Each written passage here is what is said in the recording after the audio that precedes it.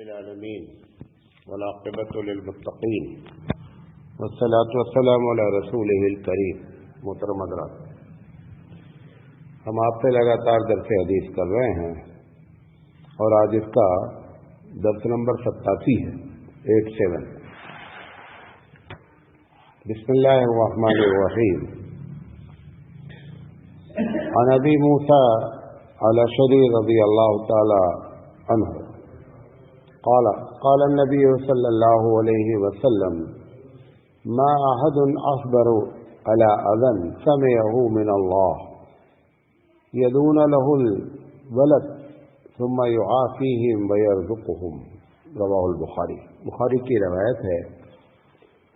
ابو موسیٰ اشعری رضی اللہ تعالی عنہ سے روایت ہے کہ رسول اکرم صلی اللہ علیہ وسلم نے ارشاد فرمایا کہ تکلیف دہ بات سن کر اللہ سے زیادہ کوئی بھی برداشت نہیں کرنے والا ہے. یعنی یہ کہ پوری دنیا بہت تکلیف دہ باتیں کرتی ہے اور کہتی ہے، اس کے باوجود اللہ کیا کرتا ہے؟ اس کو برداشت کرتا ہے. پھر لوگ یدعون لوگ دعویٰ کرتے ہیں کہ اللہ تعالی کا بیٹا ہے، اس کے باوجود وہ اس کو عافیت بھی دیتا ہے اور روزی بھی عطا کرتا ہے. پہلے حدیث کا ترجمہ سمجھ لیں. یدعون نہیں ہے، یدعون ہے، دعویٰ کرتے ہیں. پروردگار عالم کی جو صفت ہے اس میں سے بار بار یہ بات آ رہی ہے کہ اللہ تعالی جو ہے وہ اس کی کوئی اولاد نہیں ہے، وہ اولاد نہ رکھتا ہے نہ کسی سے پیدا ہوا ہے اور نہ ہی کوئی اس کی بیوی ہے، بچے ہیں. جب دنیا والے یہ کہتے ہیں تو اللہ تعالی جو ہر چیز پر قادر ہے وہ اس کے باوجود بھی اس کے ساتھ فوراً کوئی انتقامی معاملہ نہیں کرتا.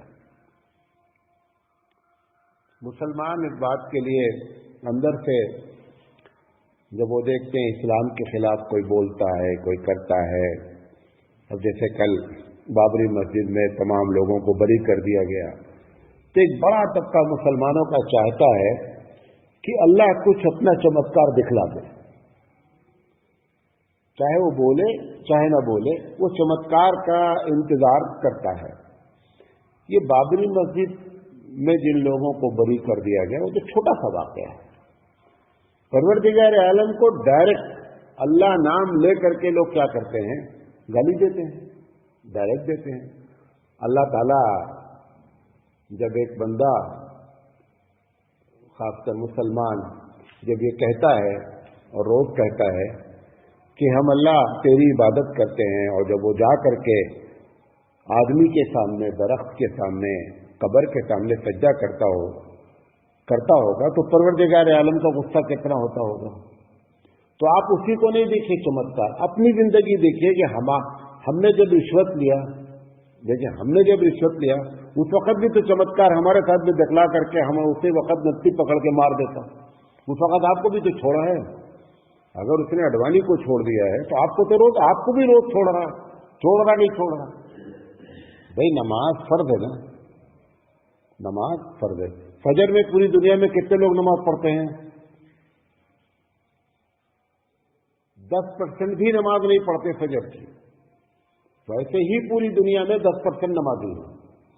اس 10% کا 10% فجر پڑھتے ہیں. تو جب صبح ہم نے نافرمانی کی تو آپ کو پکڑا اس نے؟ بھائی جیسے ہی صبح اٹھے تھے ایکسیڈنٹ کرا دیتا، جان لے لیتا. تو ہم اپنا نہیں دیکھ رہے ہیں، ہم کو وہ چمتکار نظر آنا چاہیے کہ کسی طرح چمتکار ہو جائے. تو ایسا نہیں ہے. وہ اڈوانی بھی اللہ کا بندہ ہے اور عبداللہ بھی اللہ کا بندہ ہے. اڈوانی نے ایک غلطی کی ہے، تم روزانہ غلطی کرتے ہو. بھائی اس نے تو وعدہ نہیں کیا ہم فجر کی نماز پڑھیں گے، کہ وعدہ کیا اس نے نہیں کیا. آپ نے کیا ہے نا، آپ کو بھی تو نہیں پکڑا اس نے. تو یہ ہماری سب سوچ ہے. یہ پروردگار عالم کہہ رہا ہے کہ سب سے زیادہ یہ کیا کہتے ہیں اللہ کے رسول فرما رہے ہیں کہ سب سے زیادہ رب ذوالجلال برداشت کرتا ہے. برداشت کتنا کرتا ہے کہ لوگ کہتے ہیں کہ فلاں اس کا بیٹا ہے, اس کے باوجود برداشت کیا. فلاں آدمی نے فرائض چھوڑا ہے پھر بھی برداشت کیا ہے. ہم نے حرام کام کیا ہے پھر بھی برداشت کیا. تو پوری دنیا کے ساتھ وہ یہ معاملہ کرتا ہے. کہتا ہے کہ اس کے باوجود کہ یدعون لہ الولد, کہ لوگ اس کے ساتھ بیٹا منسوب کرتے ہیں. کرتا کیا ہے؟ کہتا ثم یعافیہم ویرزقہم. دو باتیں یہاں پہ ذکر کی گئی ہیں کہ پروردگار عالم اس کے باوجود اس سے عافیت کا معاملہ کرتا ہے. عافیت کا مطلب کیا ہے؟ کہ بدلہ نہیں لیتا ہے, فوراً سزا نہیں دیتا ہے, اور رزق بھی دیتا ہے جس کے ہاتھ میں رزق ہے. تو حدیث کا ترجمہ یہ بات سمجھ میں آ گئی کہ جب ہم ہمیشہ کسی بھی مسئلے میں ہم اگر اپنے آپ کو سامنے رکھ کر مسئلہ سمجھیں گے تو فوراً مسئلہ سمجھ آ جائے گا. اگر ہم اپنے آپ کو الگ کر کے مسئلہ سمجھتے ہیں تو پھر مسئلہ سمجھ میں نہیں آتا ہے. تو آپ جو چمتکار کی امید کر رہے ہیں, اگر وہ چمتکار آپ کے ساتھ کر دے گا پروردگار عالم تو آپ بھی ختم ہو جائیں گے. اگر وہ ختم کر دے گا تو تم کو بھی ختم کرے گا, کیونکہ دونوں میں کیا ہے, نوعیت الگ الگ ہے. گناہ کی نوعیت الگ الگ, گناہ سب کر رہے ہیں, گناہ سب کر رہے ہیں اور سب کو وہ برداشت کر رہا ہے. برداشت کرنے کی وجہ کیا ہے, یہ بات آپ سے کرنا چاہتا ہوں مختصراً. ویسے تو بڑی لمبی چوڑی بات ہے لیکن مختصراً یہ بات کرنا چاہتا ہوں کہ ایسا پروردگار عالم کیوں نہیں کرتا ہے جب وہ قادر ہے, اس کے سامنے ساری دنیا ہیچ ہے. تو اس کی دو تین بنیادی وجہ ہے. پہلی وجہ یہ ہے کہ ابھی نیچے جو حدیث آ رہی اس کے بعد کہ اللہ تعالیٰ نے جب اس مخلوق کو پیدا کیا تو اسے معلوم تھا پہلے دن سے کہ یہ مخلوق کیا کرے گی, پوری جو دنیا ہے وہ کیا کرے گی, کہاں شرارت کرے گی, کتنی بدماشی کرے گی. یہ سب معلوم ہونے کے باوجود بھی اس نے اپنے اوپر, بلکہ ایک حدیث میں آتا ہے کہ جو اس کی ہارڈ ڈسک ہے جس کو لوح قلم کہتے ہیں, اس پر سب سے پہلا جملہ جو لکھا ہوا ہے وہ یہ لکھا ہوا ہے کہ میری رحمت اور میری شفقت میرے غصے کے اوپر رہے گی. غصہ نیچے رہے گا, میری رحمت میری رحمانیت میرے غصے پر اوپر رہے گی. تو پہلی وجہ تو یہ ہے کہ وہ اللہ نے اپنے اوپر, قرآن مجید کہتا ہے کہ کتب علی نفسہ الرحمہ, کہ اس نے اپنے اوپر لازم کیا ہے کہ میں لوگوں کے ساتھ مہربانی کا معاملہ کروں گا. اس کی وجہ سے دنیا بچ رہی ہے. اچھا, جب بچہ پیدا ہوتا ہے, مثال دے رہا ہوں, جب بچہ پیدا ہوتا ہے, پیدا ہونے سے پہلے وہ جو ماں ہے, جو ماں بننے والی ہے, اس کو وہ اگر سوچتی ہے کہ اس میں کیا کیا تکلیف ہوگی, سوچتی نا. بچے کی پریگنینسی سے لے کر کے کم سے کم 3 سال تک بہت ستائے گا. وہ بچہ کو پیدا ہوتے ہی مار دینا چاہیے نا اس کو, کیونکہ اسے معلوم ہے کہ اس کا یہ 3 سال ہمارے پاس کیا معاملہ کرے گا, خوب ستائے گا. اس کے باوجود اس کو پیار کرتی نہیں کرتی. وہ رب ذوالجلال جس نے اس ماں کے اندر ممتا رکھا ہے, اس کی ممتا کتنی ہے اس کا اندازہ ہم لفظوں میں نہیں کر سکتے. بات میں سمجھا پا رہا ہوں. تو پروردگار عالم جو لوگ اس کے خلاف کام کرتے ہیں, اس دنیا کو اس نے رکھا ہی نہیں ہے کہ میں تم کو اس دنیا میں بدلا لوں گا, بلکہ میں نے لازم کیا ہے کہ اپنے اوپر میں رحمت کو غالب رکھوں گا. کیونکہ اگر رحمت ذرا بھی نیچے ہو جائے تو یہ دنیا 1 منٹ میں برباد ہو جانی چاہیے جتنی شرارت کر رہی ہے. لیکن پروردگار عالم نے اپنے اوپر رحمت کو لازم کیا ہے. اب یہیں پر جو بریکٹ کی بات ہے کہ اس کی رحمت کو ہم یہ نہیں سمجھ پا رہے یہ رحمت ہے, بلکہ ہم یہ سمجھ رہے ہیں کہ ہم اتنا غلط کرنے کے باوجود بھی ہمارے ساتھ کچھ نہیں ہوا اس لیے ہم صحیح ہیں. یہاں پہ غلطی ہم سے ہو رہی ہے. وہ بچہ جو ستانے کے باوجود اماں نے اس کا گلا نہیں دبایا, وہ بچہ چھوٹا جو ہے اس کے دل میں یہ بات آ رہی ہے کہ میں جو کچھ کر رہا ہوں بہت اچھا کر رہا ہوں، ورنہ امی مجھے خوب مارتی. امی جو نہیں مار رہی وہ اس کی ممتا ہے. تمہارا اچھا ہونا نہیں ہے، تمہارے اچھے ہونے کی وجہ سے اس نے سزا سے روکا، یہ وہ نہیں ہے، بلکہ اس کے دل میں کیا ہے، اللہ نے رحمت ڈالی ہے، شفقت ڈالی ہے، محبت ڈالی ہے، اس کی وجہ سے وہ بچے کو، چھوٹے بچے کو ستانے کے باوجود مارتی نہیں ہے. ایک وجہ. دوسری وجہ کہ جو کچھ بھی دنیا میں جو دو باتیں کہی نا کہ اور ہم رزق دیتے ہیں، اور کیا کرتے ہیں، ہم رزق دیتے ہیں. آپ نے اپنے آفیسر سے زبان لڑا دی تو آپ کی تنخواہ کاٹ دیتا ہے، وہ نہیں کاٹتا. قانونی لحاظ سے کیا ہے کہ آپ نے کام کیا ہے، آپ کو تنخواہ ملے گی. آپ نے گالیاں دی ہے، آفیسر سے لڑے، اس کی سزا دوسری ہے.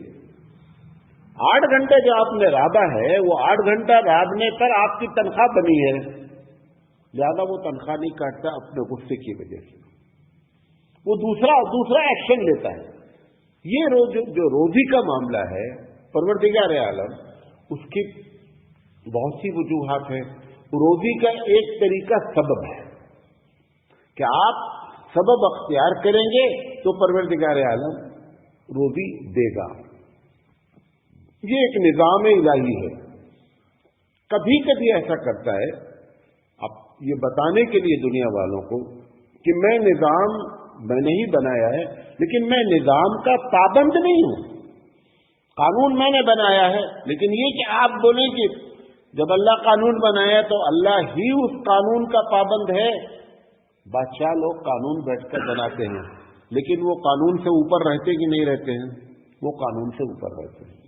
یہ بادشاہوں کا بادشاہ ہے، لہذا وہ قانون بناتا ہے. مثال کے طور پر پانی میں اگر آپ گھسیں گے اور تیرنا نہیں جانتے ہیں تو نتیجہ کیا نکلے گا؟ ڈوبیں گے. اب آپ بولیں کہ اللہ تعالیٰ بہت رحمت کرتا ہے، ہم کو ڈبو دیا. نہیں، اس نے ایک نظام رکھا ہے کہ پانی میں داخل ہونے والا اگر تیرنا نہیں جانتا تو کیا ہونا ہے؟ ڈوبنا ہے.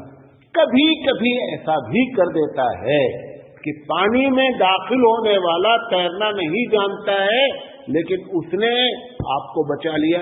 یہ ریئر کیس ہوتا ہے. آپ سوچیں کہ ابراہیم علیہ السلام بھی ایمان والے تھے، ہم بھی ایمان والے ہیں. ابراہیم ایک اللہ کو مانتے تھے، ہم بھی ایک اللہ کو مانتے ہیں. اگر ابراہیم علیہ السلام کو اللہ تعالیٰ آگ میں نہیں جلایا تو تمہیں ہمیں بھی پھینک دے، دیکھو میں نہیں جلوں گا، آپ جل جائیں گے. آگ کا جو آٹو سسٹم ہے وہ کیا ہے؟ جلانا ہے. اور وہ آٹو سسٹم رکھا کس نے ہے؟ اللہ نے رکھا ہے. اب پروردگار عالم اس آٹو کو آف کس کے لیے کرتا ہے وہ جانتا ہے. لیکن یہ ہمارا جو عقیدہ ہوتا ہے اہل سنت والجماعت کا کہ تمام آٹو کا کنٹرول بھی کس کے ہاتھ میں ہے؟ اللہ رب العزت کے ہاتھ میں ہے. وہ کبھی کبھار ایسا کرتا ہے کہ آٹو کو آف کر دیتا ہے، اور آگ جلانے کا جو آٹو سسٹم رکھتی ہے وہ جلا نہیں پاتی. لیکن وہ کس کے ساتھ کرتا ہے وہی بہتر جانتا ہے. لیکن ہم یہ جملہ نہیں بول سکتے کہ آگ ہر حال میں جلا ہی دے گی. یہ بولتے ہیں ملحد، یہ بولتے ہیں سائنٹسٹ. ہم نہیں بولتے. ہم یہ بولتے ہیں کہ آگ بھی کس کے کنٹرول میں ہے؟ اللہ کے کنٹرول میں ہے. اب یہ روزی دیتا ہے تو روزی کی ایک وجہ کیا ہے؟ سبب اگر آپ اختیار کریں گے تو پروردگار عالم روزی دے گا. اگر روزی کی وجہ تمہارا نیک ہونا ہے کہ نیک ہو اس لیے روزی ملتی ہے، تو پھر کافر کو ایک قطرہ پانی بھی نہیں ملنا چاہیے، کیونکہ وہ صبح سے لے کر شام تک کس کے خلاف کام کرتا ہے؟ اللہ کے خلاف کام کرتا ہے. روزی کا تعلق اس سے نہیں جوڑیں آپ. قرآن مجید کہتا ہے وَمَا مِن دَابَّةٍ فِي الْأَرْضِ إِلَّا عَلَى اللَّهِ رِزْقُهَا، کہ اس زمین پر جو بھی چلنے والے یا جو بھی جاندار چیزیں ہیں ان سب کا رزق جو ہے وہ پروردگار عالم دیتا ہے. کس کو دیتا ہے کس کو نہیں دیتا ہے یہ اس کا نظام ہے. لیکن آپ اس کو اس سے نہیں جوڑیں کہ فلاں نافرمان ہے تو اس کو روٹی نہیں ملے گی، ہم بڑے تہجد گزار ہیں لہذا ہم کچھ بھی نہ کریں ہم کو روٹی مل جائے گی. یہ دنیا کا نظام ہی نہیں ہے. اس بنیاد پہ کہہ رہا ہے کہ میں سب سے زیادہ برداشت کرتا ہوں، اور लोग हमारे साथ ऐसा बुरा बर्ताव करते हैं, अल्लाह कह रहा है, लेकिन उसके बावजूद मैं आफियत का मामला कर रहा हूं और मैं क्या कर रहा हूं, रोजी भी इनायत कर रहा हूं। तो ये दो बुनियादी वजह है। और तीसरी चीज ये है, चूंकि ये दुनिया दारुल अमल है, दारुल जजा नहीं है, बदले की जगह नहीं है, बदले की जगह नहीं है। बदला सबका कहां मिलेगा, आखिरत में मिलेगा।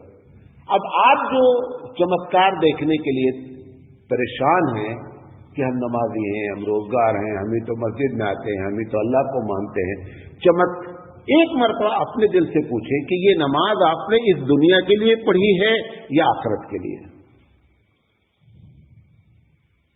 कोई आदमी इस दुनिया के लिए नमाज पढ़ता है? नहीं। हम तो नियत ये करते हैं, जो लोग ज़बान से नियत करते हैं वो क्या बोलते हैं, वास्ते अल्लाह ताला के, अल्लाह का हुक्म है, नमाज पढ़ रहे हैं। आप नमाज की अगर ये नियत करते, या ये नमाज इसलिए होती कि मैं नमाज इसलिए पढ़ रहा हूं ताकि करोड़पति बन जाऊं, इस नियत से तो कोई आदमी नमाज पढ़ा नहीं है।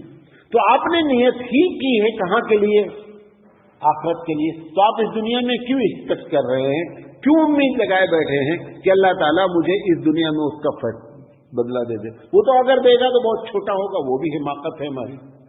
हम अगर इस दुनिया में उसका बदला की नियत भी कर ले तो हमसे बड़ा बेवकूफ कोई नहीं है, क्योंकि दुनिया में आपको अगर बदला देगा तो आप कितने दिन ज्यादा से ज्यादा मजे कर सकते हैं उस बदले के बदले में, 70 ईयर 80 ईयर बहुत हो जाएगा, 100 साल, और उसके बाद कुछ भी नहीं। अल्लाह ताला का ये फज़्ल है, उसका एहसान है कि उसने आपकी नेकी के लिए दुनिया को बदला नहीं बनाया है बल्कि आखिरत को बनाया है। जो जिंदगी फॉरएवर हमेशा के लिए है तो ये तो अच्छी बात हुई, खराब तो बात हुई नहीं। तो आप और हम मुसलमान खासकर, एक साहब अल्लाह वाले हैं, तो अल्लाह वाले से मुराद ये पढ़े लिखे नहीं है लेकिन ठीक है, खौफ खुदा रखते हैं। तो मैंने कहा कि ऐसे करूंगा, मैं तो रोजाना न्यूज सुबह उठ करके देखता हूं और ये रोजाना दिल में कि आज शायद कोई चमत्कार हो जाएगा, आज शायद कोई चमत्कार हो जाएगा। हमने कहा कभी नहीं होगा ऐसा, कभी ऐसा नहीं होगा। फिर मैंने उनको सारी मिसालें दी कि नमाज छोड़ा मुसलमान ने, अल्लाह ने चमत्कार नहीं दिखलाया उसके खिलाफ, हराम काम किया, चमत्कार नहीं दिखलाया, इबादत करने वाला कब्र पे जाकर सज्जा किया, चमत्कार नहीं दिखलाया, रसूल अकरम के खिलाफ चमत्कार नहीं दिखलाया। तो ये दुनिया जो है ना इस तरीके की नहीं है। तो ये बुनियादी वजह है कि गुनाह का जो ताल्लुक है उसकी सजा कहां है, आखिरत में। आपके अच्छे अमल का बदला कहां है, वो भी आखिरत में है। तो दोनों चीजें जो आप अकीदा रखते हैं और फिर एक्सपेक्ट करते हैं कि दुनिया में उसका नतीजा हो जाए, तो ये दुनिया में नतीजा नहीं होता। आखिरी बात, अगर दुनिया में एक जगह भी कहता है कुरान करीम कि जो कुछ हो रहा है तुम्हारे अपने करतूत है, बिमा कसबत अयदीकुम, ये बार बार मैं कहता रहता हूं कि दुनिया में जो कुछ भी हमारे साथ हो रहा है, बुराई खासकर जिसको हम बुरा जानते हैं, परेशान है किसी भी, वो सब हमारे करतूत है। तो सवाल ये है कि दुनिया को बदले की जगह नहीं, फिर करतूत हमारे क्या है? नहीं, वो करतूत से मुराद ये है कि ऑटो सिस्टम से उसका रिजल्ट निकल आता है। चाकू का काम क्या है? काटना है। चाकू आप पेट में घुपा देंगे, नहीं साहब चाकू नहीं घुसेगा, चाकू घुसेगा, चाकू का वो काम है। चाकू अपना काम कर रहा है, पानी क्या करेगा? अपना काम करेगा। आग क्या करेगी? अपना काम करेगी। तो वो हकीकत क्या है कि एक वजह ये होती है कि अगर बुराई की गई तो दुनिया में नतीजा निकल आया, नतीजा इसलिए निकल आया कि वो ऑटो सिस्टम पर जो अल्लाह ने रखा है उसका नतीजा भी बरामद हो। अब उससे बचाना चाहता है तो उसको वो ऑफ करता है, जैसे इब्राहिम अलैहिस्सलाम के लिए ऑफ कर दिया उसने। ये जरूरी नहीं कि वो सबके लिए ऑफ करे, बहुत कम रेयर केस होता है। हवाई हादसा हुआ अभी कुछ दिन पहले, सारे लोग मर गए, 90% लोग, एक आदमी को कुछ भी खराश नहीं है। ये क्या हुआ? उसकी मौत को अल्लाह ताला ने वहां नहीं लिखा था, उसने उसके लिए ऑफ कर दिया उस सिस्टम को और बदला बद गया। तो दूसरी वजह क्या होती है कि दुनिया में जो कुछ हो रहा है, दूसरों को नसीहत पकड़ने के लिए एक आदमी बहुत ज्यादा गुनाह कर रहा है, परेशान हो गया, दूसरे लोग नसीहत पकड़े, देखो कहते भी लोग हैं کہ دیکھو یہ ایسا ایسا کر رہا تھا جیسا ہو. وہ دوسروں کے نصیحت کے لیے اس کے ساتھ کیا کر دیا گیا معاملہ. آخرت میں یہ کہ کچھ دن کم ہو جائے گا، کچھ نہیں کم ہوگا. آخرت کی سزا اپنی جگہ جو کچھ ہے وہ ہونی ہی ہونی ہے. تو یہ ہماری اور دنیا میں پروردگار عالم اگر ہمارے ہاتھوں کی کمائی کے ہمارے کرتوت اگر ہوتے ہیں تو کبھی کبھی ہماری بھلائی مقصود ہوتی ہے. آپ بہت تیزی سے اسموتھ لائف گزاریں، ایک دم کوئی ٹینشن نہیں ہو، آپ خدا بن جائیں گے. اس ٹینشن اس اسموتھ لائف کو بیچ میں لا کر کے ٹینشن میں ڈالنے کی وجہ کیا ہوتی ہے؟ سوچ لے بیٹا کہ تو اللہ کا بندہ ہے، خدا نہیں ہے.